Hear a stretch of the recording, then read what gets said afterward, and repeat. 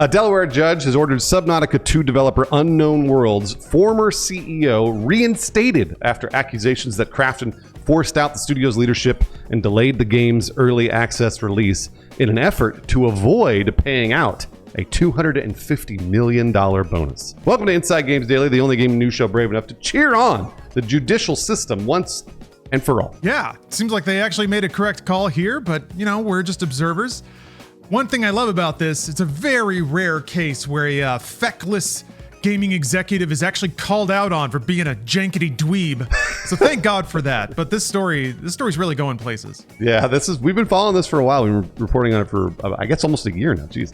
Kotaku broke the story this morning in which Unknown Worlds owners Krafton are ordered to reinstate CEO Ted Gill to the studio and extend the studio's bonus window for that payout to September 2026 and then potentially beyond that. Yes, the $250 million bonus we mentioned is the core of this case, as Unknown Worlds' founders, that's Max McGuire, Charlie Cleveland, and former CEO Ted Gill, as a trio alleged that they were forced out of the company by Krafton CEO Chang'an CH Kim to delay Subnautica 2's early access release and thereby invalidate the bonus that would likely be triggered by earnings from early access sales. The case's pre-trial brief lays out a narrative in which Kim realized that if Unknown Worlds earned their payout, he would look like an ineffective CEO. Yeah, and this is where the case, it starts to get under my skin a little bit.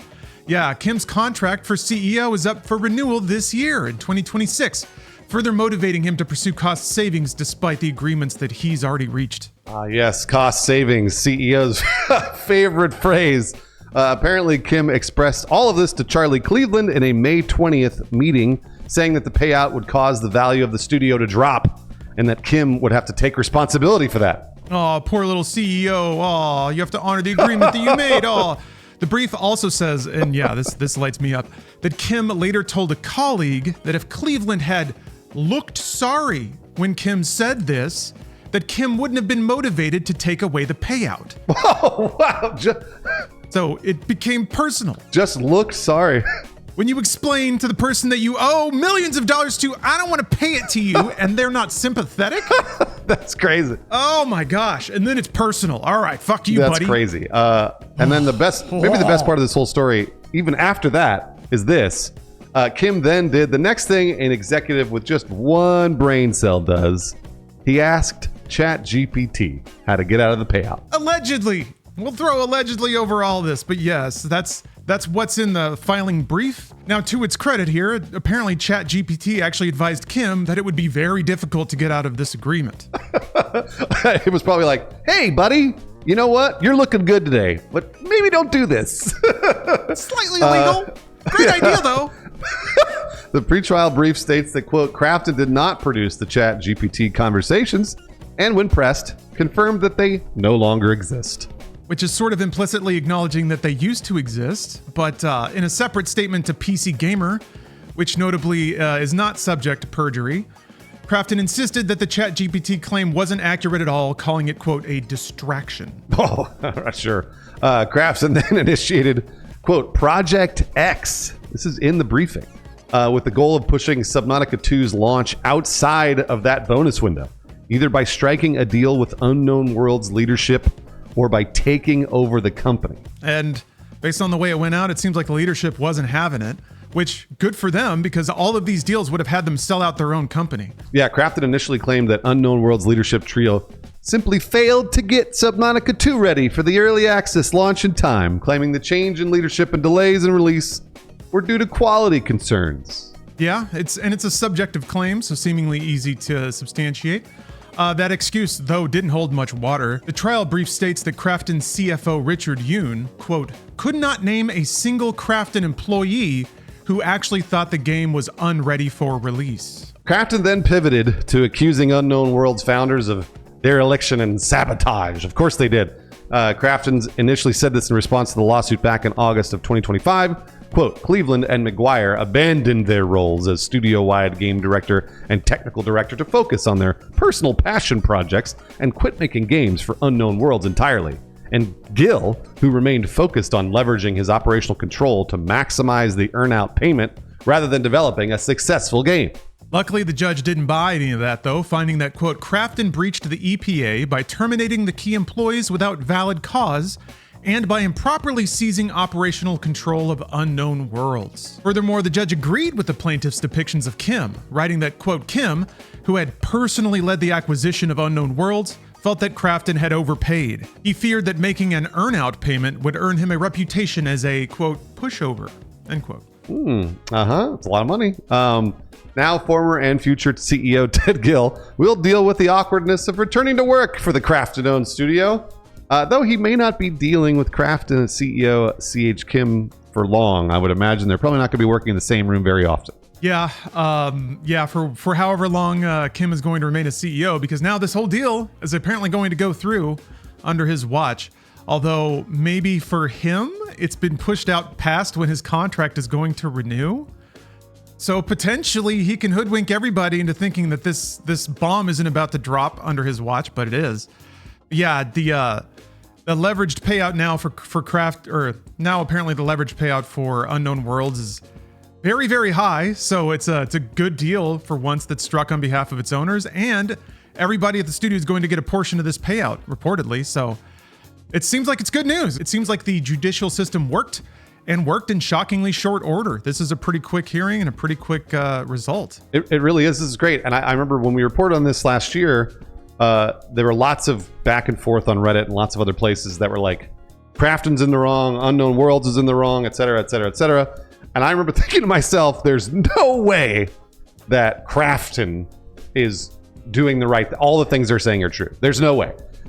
As always, every business, every corporation does the same thing. They maximize profit, and they maximize profit however they can. It's very rare that any of these companies have ethics. And so the way that this plays out in my head, and again, this is all allegedly, is that it seems like C.H. Kim brought on Unknown Worlds because they're like, Subnautica 2, slam dunk. Everybody's going to buy that game. Well, I can't wait to play it. I'm very excited. And we'll sign them to this crazy earn-out payment. Now, what's funny about this is that maybe even C.H. Kim is admitting he didn't even think about the fact that they might hit it.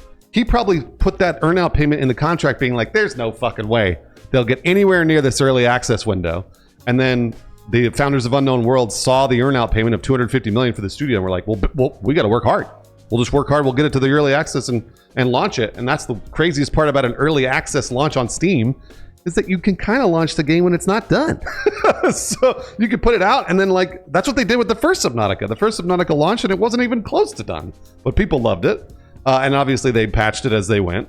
So it's really funny that C.H. Kim did not have any foresight at all, and was like, "Oh no, there's no way they'll hit the launch, or they'll hit the launch date for Subnautica 2," not even thinking about the fact that the first Subnautica launched in a pretty terrible state. Yeah, I agree. And the messaging the whole way was like, you can see the intent.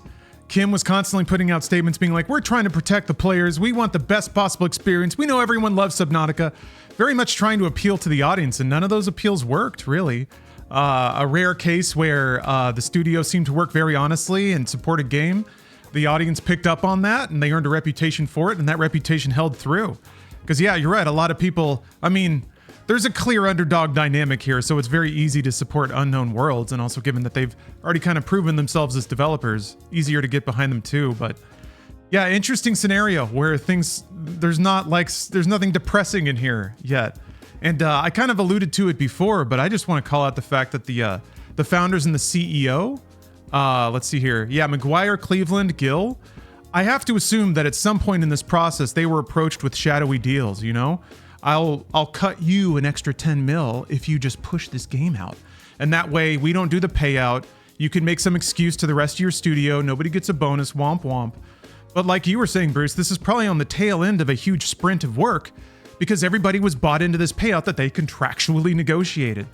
And this kind of gets to another thing that it used to be a lot hotter topic in the games industry, but crunch. I'm not saying that Unknown Worlds crunched, but this is the sort of scenario where people voluntarily crunch. They have a contract that says if you deliver this by this date and earn this money, you'll get all this other money. So yeah, you burn real hot. I've personally talked to developers that have done that. They've worked on teams, they crunch for 5 years, and then they take 5 years off because they get a mega payday from that.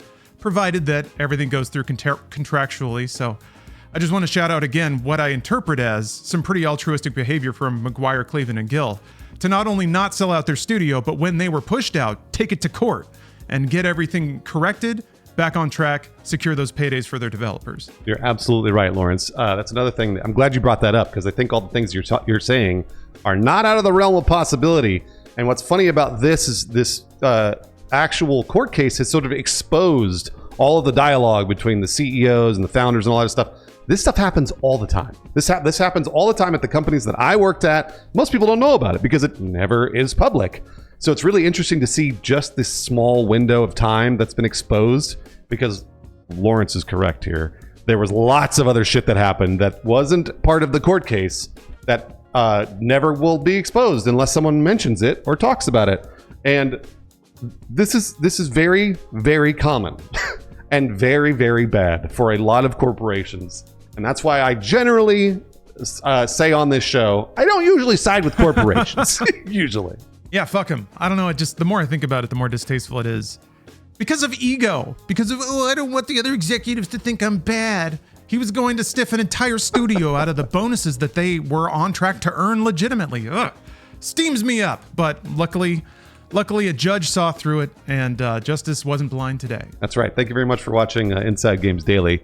We vastly prefer answering to you guys instead of a CEO with a bruised ego, which we have dealt with on more than one occasion. And on that note, if you want to become our boss, check out our Patreon. We have a little Patreon over there. We post everything for free. And if you feel like supporting us, you can make us say your name. We're actually going to do that right now. We have some supporters we're going to shout out, like John Warren Gallardi, Liger Zero Panzer, Jack Willis, Talia Monochrome, and Suck That Fart. Thank you for supporting the arts, Suck That Fart.